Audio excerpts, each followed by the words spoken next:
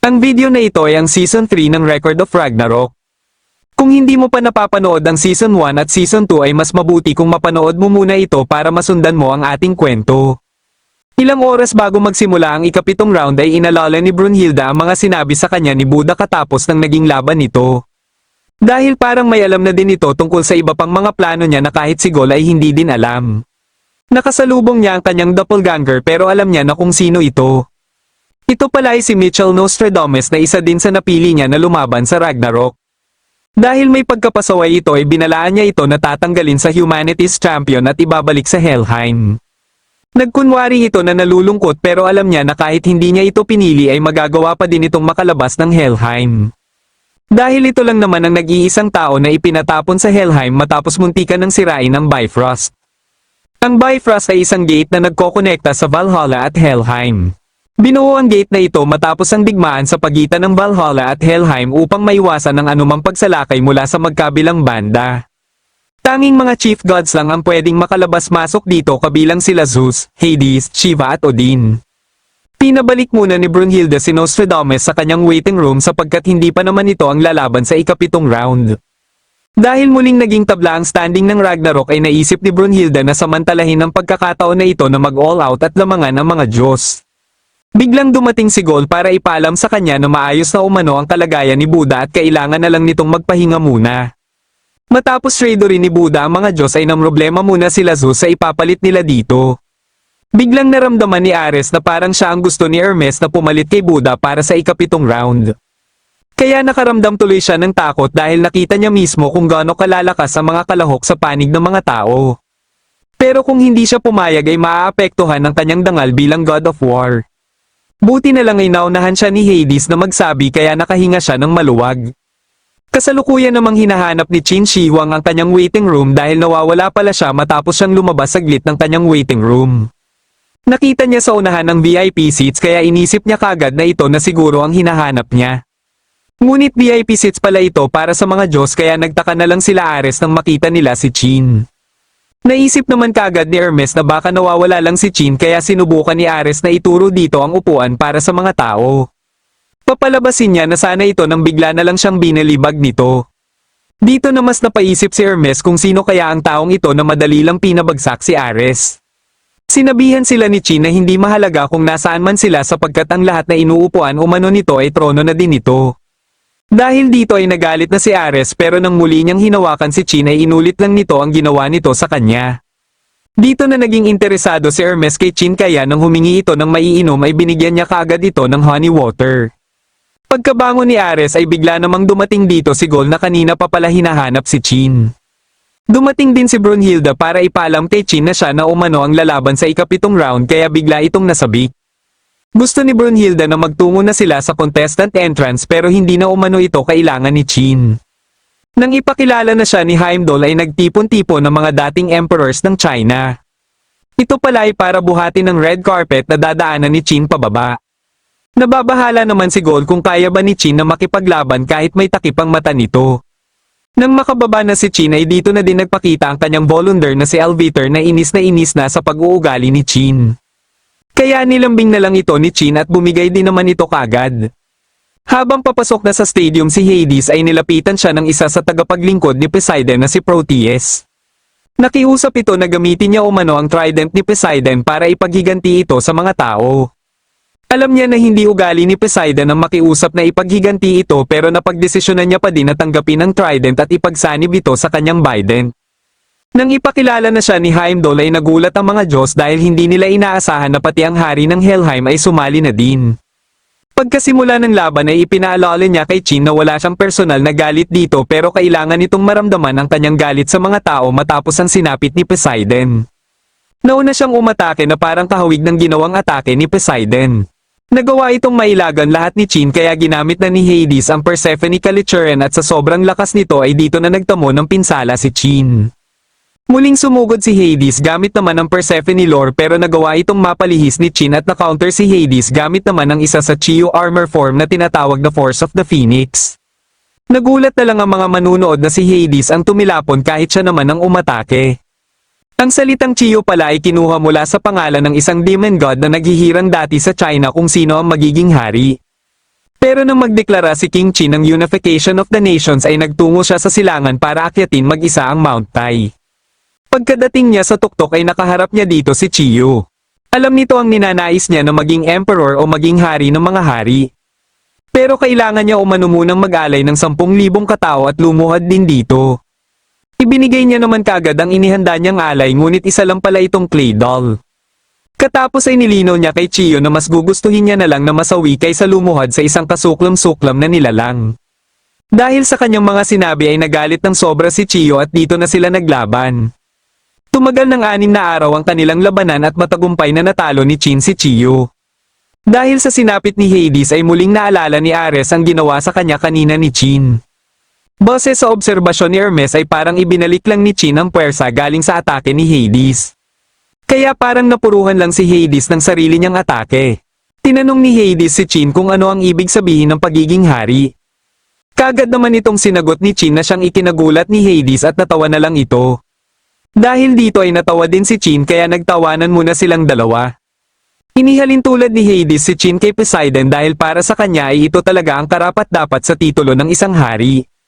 Sa ngalan nito ay hindi niya hahayaan ang kanyang sarili na matalo sa kinikilalang hari ng mga tao. Muli siyang umatake pero sa pagkakataon na ito ay ibang klaseng atake na ang kanyang ginawa. Ginamit naman muli ni Qin ang Force of the Phoenix pero may naisip na palang plano si Hades para hindi umubra ang teknik ni Qin. Dahil dito ay matagumpay na napabagsak ni Hades si Qin. Gayunpaman ay hindi pa din ito naging sapat para tuluyang talunin si Qin. Dahil sa dugo na nagkalat sa kanyang blindfold ay napilitan na lang siya na tanggalin ito at muling naghanda para ipagpatuloy ang kanilang laban ni Hades. Muling umatake si Hades at sa sobrang bilis ng kanyang mga atake ay nadadaplisan dito si Qin. Katapos ay inulit din niya ang napakalakas niyang atake pero may pasimpleng ginawa si Qin na hindi niya namalayan dahilan para manghine siya saglit at magkaroon si Qin ng pagkakataon na makakounter. Pero nang makita niya ang mga pinsala na natamo ni Hades ay naramdaman din niya ang mga ito. Ipinagpatuloy nila ang kanilang laban at dahil hindi napansin ni Hades ang ginagawang teknik ni Qin ay napuruhan naman siya ngayon ng Chiyu Lance Form Talon of the Dragon of Mount Tai. Pero sa pagkakataon na ito ay nakita niya na ang rason bakit nagagawa siyang ma-counter ni Qin. Nakikita pala ni Qin ang mga linchpin o ang mga tinatawag niyang star. Kapag napupuruhan ng mga ito ay nagugulo dito ang daloy ng Qi at ito ang secret technique ng Chiyu Bao Form Torrent of the Tortoise. Nang mapansin nila ang iniindang pinsala ni Qin sa kanyang tagiliran ay dito na nila nalaman ang rason bakit ito may suot na blindfold. Para kay Hades ay malaking pabigat ang kalagayan na ito ni Qin pero para kay Qin ay patunay lang ito na siya ang pinakadakilang hari. Ikwinento ni Brunhilde kay Gol ang mga pinagdaanan ni Qin nung nabubuhay pa siya sa mundo ng mga tao na kinilala ding most cursed prince ng kasaysayan. Nung kasagsagan ng Battle of Chanping ay iniutos ng Qin General ang pagpapalibing ng buhay sa napakaraming sundalo ng Zhao. Sa sumunod na taon ay nakabuntis naman ng babaeng Zhao ang royal hostage na si Prince Zichu at ang naging anak nila ay si Qin Shi Huang na may totoong pangalan na Yingxing. Pero pagsapit ng 2 taong gulang ni Yingxing ay iniwan siya ng kanyang ama para umuwi sa kaharian ng Qin at maging ang kanyang ina ay inabandona din siya. Kahit nalaman na ng kasalukuyang hari ng Qin ang tungkol sa kanya ay hindi pa din siya pinansin nito. Kaya nanatili siyang hostage ng Zhao dahilan para maranasan niya ang galit ng mga ito. Isang araw ay nagkaroon siya na bagong caretaker at ito ay si Chunyan. Hindi ito makapaniwala sa nagiging reaksyon niya dahil kahit may mga sinasabi itong mga masasakit ay pinipilit pa din niya ng ngumiti. Wala na itong nagawa pa kaya naglinis na lang sila ng bahay dahil ayaw nito na matulog sa napakaruming bahay. Katapos nilang maglinis ay nagtungo naman sila sa pamilihan para mamili ng kanilang kakainin. Napansin ni Chunyan si Yingxing na nakatingin sa steamed buns. Dahil naawa siya dito ay bumili siya ng steamed buns ngunit nang makita ng tindero si Yingxing ay nagalit ito at hindi inayos ang pagbibigay ng steamed buns na siya namang ikinagalit ni Chunyan. Ngunit nagulat na lang sila sa naging reaksyon ni Yingxing at dito na din sila napansin ng ibang tao na galit din kay Yingxing. Pagsapit ng gabi katapos nilang maghapunan ay napansin ni Chunyan ang peklat sa katawan ni Yingxing at dito niya na nalaman ang kalagayan nito. Akala niya ay sinasaktan ito ng mga taong may galit dito ngunit dahil pala ito sa tinatawag na mirror touch synesthesia. Hindi alam ni Yingxing kung kailan ito nagsimula pero sa tuwing may nakikita umano siyang nasasaktan o nakakaramdam ng puot ng ibang tao para sa kanya ay nagsisilabasan din ng mga sugat sa buo niyang katawan. Sa sobrang sakit ng kanyang nararamdaman ay muntikan ng bumigay ang kanyang katawan. Iniisip niya na lang na parusa ito sa kanya dahil natural lang na magalit sa kanya ang mga Zhao. Pero hindi ito matanggap ni Chunyan dahil para sa kanya ay inosenteng bata si Chin. May karapatan din umano siyang magalit, umiyak at mamuhay ng gusto niya. Hindi niya kailangan patayin ang kanyang puso para itago lang ang totoo niyang nararamdaman. Dahil sa mga sinabi ni Chunyan ay hindi na din napigilan ni Yingxing na mapaiyak at ilabas ang totoo niyang nararamdaman. Kinabukasan ng umaga ay binigyan siya ni Chunyan ng tela para takpan ang kanyang mga mata para mabawasan man lang kahit papano ang sakit na nararamdaman niya. Simula nung araw na iyon ay naging masaya na din ang kanilang pamumuhay. Makalipas ang 2 taon ay nasawi ng magkasunod ang mga hari ng Qin at pumalit sa kanila si Zichu.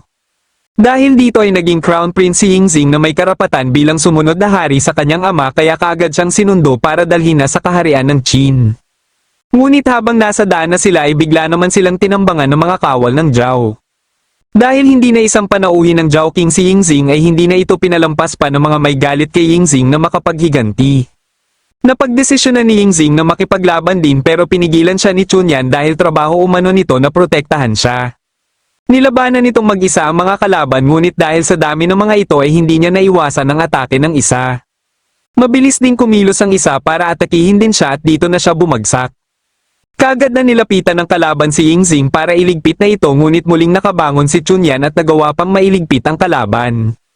Muling bumagsak si Chunyan at pagkalapit sa kanya ni Yingxing ay dito niya na inamin ang totoo bakit siya namasukan na maging caretaker ni Yingxing. May anak pala siya na nasama din sa mga nailibing ng buhay. Kaya matapos niyang malaman na nangangailangan ng caretaker para kay Yingxing ay kaagad siyang nag-apply para sana makapaghiganti. Pero hindi niya na ito ginawa matapos niyang mapagtanto na posibleng magkaroon ng isang hari na may kakayahan na maramdaman ang sakit na nararamdaman ng iba at ito ang maging daan baka sakaling magbago din ang kanilang mundo. Nais niya sana ay maging pinakadakilang hari si Yingxing at kaagad namang nangako si Yingxing na tutuparin niya ito. Katapos bawian ng buhay si Chunyan ay matagumpay na nakarating si Yingxing sa Xianyang o sa kapital ng Qin. Kaya nang pumanaw ang kanyang ama ay siya kaagad ang pumalit sa edad lamang na 12. Makalipas ang 25 taon simula ng kanyang pamumuno ay naging si Qin Shi Huang na siya at naging kauna-unahang emperor na namuno sa kasaysayan ng China. Dahil sa kanyang mga karanasan sa pakikipaglaban ay nagkaroon siya ng kakayahan na makita ang linchpins of Qi o ang stars. Aminado siya na malakas nga si Hades pero may pangako siya kay Chunyan na maging pinakadakilang hari kaya hindi siya pwedeng matalo sa kahit na sino man. Sa tulong ng nakatagong kapangyarihan ni Alviter na Defender of the Army ay naging mas nakakatakot pa ang kanyang teknik na makita ang stars. Ipinagpatuloy nila ang kanilang laban at dahil alam na ni Hades ang teknik na ibinabato ni Qin ay nagagawa niya na itong mapigilan kahit hindi niya makita ang mga ito kaya napuruhan niya si Qin ng kanyang cornucopia. Gayunpaman ay may mga nakakalusot pa din sa mga ito at dito na din ginamit ni Qin ang Chiyu Halberd form Waning Moon of the White Tiger. Pero sa inaasahan ay nagawa din itong masangga ni Hades. Kasalukuyan namang sinusubukan ni Beelzebub ang bago niyang nilikhang halimaw para magligpit sa kanya. Pero katulad ng mga nauna niyang nilikha ay isa din itong palpak. Sinubukan pa nitong tumakas ngunit biglang may dumating para pigilan ito kaya hindi pa din ito nakaligtas. Ito pala ay si Adamas na buhay pa pala at si Beelzebub din ang nagligtas sa buhay nito dahil na din sa utos ni Hades. Nagtataka si Adamas kung bakit hindi nanood ng laban ni Hades si Beelzebub. Katwiran ni Beelzebub ay hindi na ito kailangan pa dahil hindi niya nai-imagine na matatalo sa laban si Hades. Dahil sa ipinapakita ni Qin ay naghihiyawan na ang mga tao at nanood din pala si Chunyan kasama ang kanyang anak. Bigla namang nakaisip ng paraan si Hades kung paano niya masasaktan si Qin at ito ay ipakita kay Qin habang sinasaktan niya ang kanyang sarili. Akala ni Ares ay nababaliw na si Hades pero hindi na nagulat pa dito si Zeus dahil kilala niya si Hades na isasakripisyo ang kahit ano para lang manalo. Bigla itong sumugod kaya dali-daling pinunterya ni Qin ang linchpin nito ngunit hindi na ito umubra pa. Ginamit pala ni Hades ang kanyang dugo para malaman niya kung may dumapo bang air bullet sa kanyang katawan. Dito lang nalaman ni Ares na hindi pala ordinaryo ang dugo ni Hades na kilala din sa tawag na Pluto Ichor. Gamit ito ay mas nagiging makapangyarihan pa ang isang divine treasure. Pero ang kapalit naman nito ay pwede din niya itong ikasawi sakaling maubos ang kanyang life energy. Ginamit ni Hades ang kanyang trump card na tinawag niyang Ichor Desmos. Sinubukan pa itong sanggain ni Qin ngunit sa sobrang lakas nito ay tumagos pa din ito. Bilang nakakatanda sa magkakapatid ay walang plano si Hades na magpatalo. Pinatunayan na dati pa ni Hades ang kanyang pagmamahal sa kanyang mga kapatid nung malagay sa matinding krisis ang Valhalla. Nangyari ito nung matapos hindi matanggap ng primordial goddess na si Gaia ang pagpalit ni Zeus kay Cronus. Gamit ang kanyang mga gigantes ay umatake sila at tinawag ang digmaan na ito na Gigantomachy. Sa sobrang lakas ng kanilang puwersa ay nahirapan ng sobra ang mga Greek gods. Pero hindi nagpatinag dito si Zeus na mas lalo lang nasabik na harapin na ang mga higanti. Katapos mismo ng kanilang pagpupulong ay nalaman ni Hades sa kanyang alagad ang pagsalakay ng Titan gods mula sa Tartarus. Ang Tartarus ang pinakamalalim na bahagi ng Helheim kung saan nakakulong ang mga kasuklam-suklam na mga Diyos katulad sa mga alagad ni Cronus. Ibig sabihin lang nito ay sabay na silang inaatake sa magkabilang banda at di magtatagal ay makakapasok na ang mga Titan gods sa Valhalla. Sinubukan ni Poseidon na alamin ang problema pero hindi sinabi ni Hades kung ano ito. Kaya habang nilalabanan nila Zeus ang mga higanti ay mag-isa namang nilalabanan ni Hades ang mga Titan gods. Matapos matalo nila Zeus ang mga higanti ay dito na nalaman ni Poseidon kung bakit hindi nagpakita si Hades. Kagad siyang nagtungo ng Helheim at pagkadating niya dito ay tapos na din si Hades na labanan ang mga Titan gods. Sinabihan niya ito kung gaano kadelikado ang ginawa nitong labanang mag-isa ang mga Titan gods. Pero katwiran lang nito sa kanya ay natural lang umano na protektahan ng pinakamatanda sa magkakapatid ang mga nakababata niyang kapatid. Kaya katulad sa nangyaring iyon ay naniniwala si Ares na hindi din sila bibiguin ngayon ni Hades. Nagtataka naman si Hermes kung bakit kaya matindi ang pagkahumaling ni Hades sa kanyang mga kapatid. Biglang dumating dito si Adamas kaya gulat na gulat sa kanya si Ares. Dahil dito ay ipinaliwanag ni Hermes kay Ares ang lahat kung bakit buhay pa din si Adamas. Dahil nakatatak na sa isipan ng mga Diyos na wala na si Adamas ay nagkaroon siya ng bagong pangalan at ito ay Adamantine. Sinagot ni Adamas ang tanong ni Hermes at ito umano ay dahil mahal lang talaga ni Hades ang kanyang mga kapatid. Dahil sa matinding pinsala na natamo ni Chin ay naapektuhan din dito si Alviter. Sa sitwasyon na ngayon ni Chin ay alam nila Kojira na mahihirapan na si Chin na labanan si Hades. Kinausap ni Chin si Alviter para ipaalam dito ang kanyang plano na ibuhos na ang lahat sa susunod niyang atake. Dahil dito ay muling nag-transform si Alviter para maging espada sapagkat ang pinakamatinding depensa ay ang umatake. Nararamdaman nila pareho ni Hades na nalalapit na ang pagtatapos ng kanilang labanan. Pagka-atake ni Hades gamit ang kanyang Ichor Eos ay tinapatan naman ito ni Chin ng Chiyo Sword Form Swallow Slash of the First Emperor. Ngunit natalo dito si Chin dahilan para mapuruhan ng isa niyang braso. Pero hindi pa din siya sumuko at muli siyang bumangon para ipagpatuloy ang laban. Dahil dito ay muli lang naalala ni Chunyan ang naging pangako sa kanya ni Yingxing na magiging pinakadakilang hari ito. Para sa iba ay napakaliit na lang ng tsansa ni Chin na manalo pero nakikita ni Okite sa mga mata ni Chin na hindi pa ito sumusuko. Sinabi ni Chin kay Alviter ang kanyang plano at ito ay gamitin muli ang Force of the Phoenix. Naunang umatake si Hades gamit muli ang Ichor Eos pero sinangga ito ni Chin gamit ang Force of the Phoenix. Ngunit ang hindi inaasahan ni Hades ay pupunteryahin pala ni Chin ang star ng kanyang Desmos. Katapos ay dito na ginamit ni Chin ang Chiyo Sword and Armor Form Swallow Slash Force of the First Emperor. Sinubukan pa itong tapatan ni Hades pero nanaig pa din ang atake ni Chin dahilan para mapuruhan siya ng espada nito.